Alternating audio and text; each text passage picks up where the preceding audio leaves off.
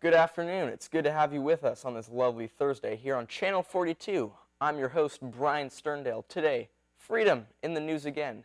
Your daily news will start off with a case of discrimination at Abercrombie & Fitch, ending in a massive lawsuit. More on that later. And finally, human trafficking and modern-day slavery making headlines once again. But before we get into those intriguing broadcasts, I'd like to announce that today, we celebrate the 134th anniversary of Mark Twain's The Adventures of Huckleberry Finn. The idea of freedom is prevalent throughout the development of this novel, which will be covered by our intern, Pam. It is her first time on air, so we wish her some well-needed luck. I can't wait for you all to find out how freedom is not only relevant in this exceptional book, but also in the world today. Let's head over to Stacy. Stacy?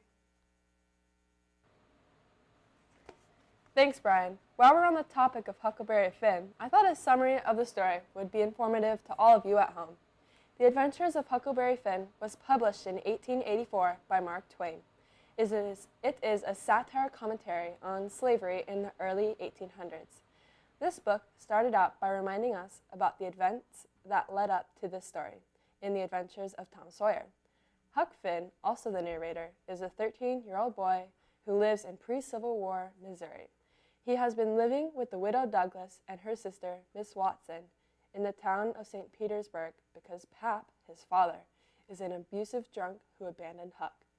They have been trying to civilize him with proper dress, manners, and religious piety. He finds this life constraining and false and would prefer to live free and wild like any young boy would. When his father hears that Huck has come into a large amount of money, Pap kidnaps Huck and locks him in an old cabin across the river. Huck fakes his own death and escapes to an island down the river to avoid being abused by Pap anymore. While on the island, Huck runs into a runaway slave, Jim, and they decide to hide out together. Huck and Jim then find a raft in which they could float down the river heading toward Cairo, Illinois, leading them to the free states up north where slavery is outlawed. Their trip on the river consists of thrilling adventures as Huck tries to help free Jim. Now, let us head over to our intern, Pam, where she will go more in depth about the book. Thanks, Stacy. In the book The Adventures of Huckleberry Finn, freedom is a recurring theme with several representational quotes. In Chapter 15, Huck played a prank on Jim who did not react well. Huck feels awful and is reflecting on the matter. Quote, "It was 15 minutes before I could work myself up to go and humble myself to a slave, but I had done it, and I weren't ever sorry for it afterwards, neither. It didn't do him no more mean tricks, and I wouldn't done that one if I'd a known it would make him feel that way." End quote. Huck sees Jim as more than just a slave, and is starting to treat him as a free man. Huck overlooks the strong societal views of the time and follows his conscience, which is telling him the right thing to do in this situation. Later in Chapter 16, Huck is beginning to feel unsure of his choice to help free Jim because he is surrounding with the idea every day that no one should help support slaves. He feels guilty for helping Jim escape and not returning him back to Mrs. Watson because she never did anything bad to Huck. Deeper in his thoughts, Huck quilts himself thinking, quote, "Conscience says to me, what had poor Miss Watson done to you that you could see her slave go off under your eyes and never say one single word? What did that poor old woman do to you, that you could treat her so mean? I got to feeling so mean and so miserable I most wished I was dead." End quote. Also in Chapter 16, while still on the river, Huck and Jim are discussing how they will recognize they are in Cairo, and Huck says, quote, "He said he'd be mighty sure to see it, because he'd be in a slave country again and no more show for freedom." End quote. Jim is extremely overjoyed that they are getting closer and closer to freedom. Huck recognizes that slaves have a heart too, and better understands Jim now that he knows this. In Chapter 18, Huck and Jim are happy flowing along the current of the river. Huck admires the serenity on the river by saying, quote, "Other places do seem so cramped up and smothery, but a raft don't. You feel mighty free and easy comfortable on a raft." End quote. This relates to the theme of freedom because the raft represents freedom of equality for Huck and Jim. While on the raft, the ideas of morality as well as rules do not exist. They both were removed from society, and so the action of freedom is new and enjoyable to them. Next, in Chapter 19, Huck and Jim run into con men while ashore. The men claim to be the king and the duke and are explaining their life stories. One of them says in their autobiography, quote, "My great-grandfather fled to this country about the end of the last century to breathe the pure air of freedom." End quote. This represents the overall perception of freedom in America by outsiders. As the land of opportunity, many immigrate to America in search of a better life, overflowing with economic opportunities. Lastly, in Chapter 31, Huck is ashamed that him and Jim befriended the conmen. They've ruined Jim's chances of finally becoming a free man. Huck, in anger, exclaims, quote, "After all this long journey, and after all we'd done for them scoundrels, here it was all come to nothing. Everything all busted up and ruined, because they could have the heart to serve Jim such a trick as that, and make him a slave again all his life, and among strangers too, for $40 dirty." End quote. Huck has come to love Jim as a friend. He believes Jim is so much more than just a slave, and is astonished that Jim has been done over like this. Huck's ability to disregard societal perceptions of slaves is admirable and is one of the reasons why Jim loves Huck so much and feels free with him. Now we are headed over to Stacy with more exciting news about the Abercrombie and Finch scenario. Stacy?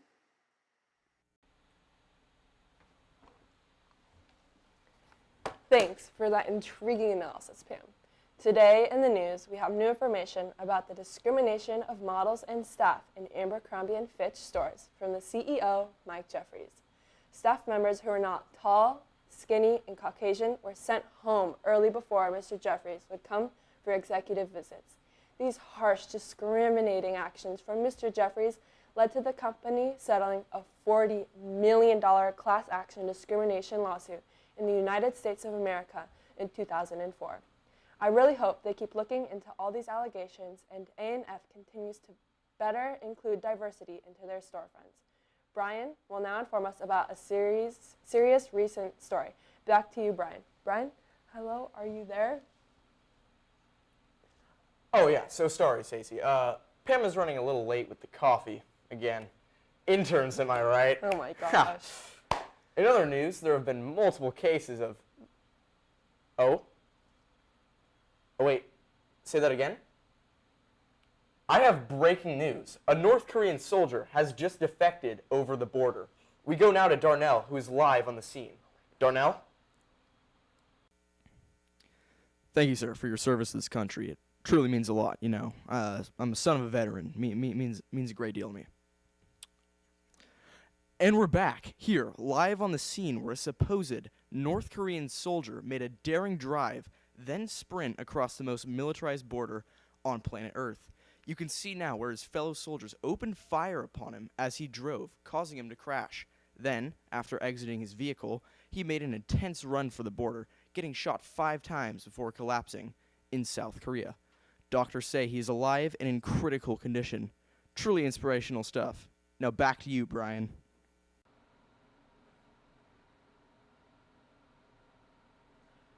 Thanks for that truly moving report, Darnell, and try to remember you're on the air next time. Also, nice shirt.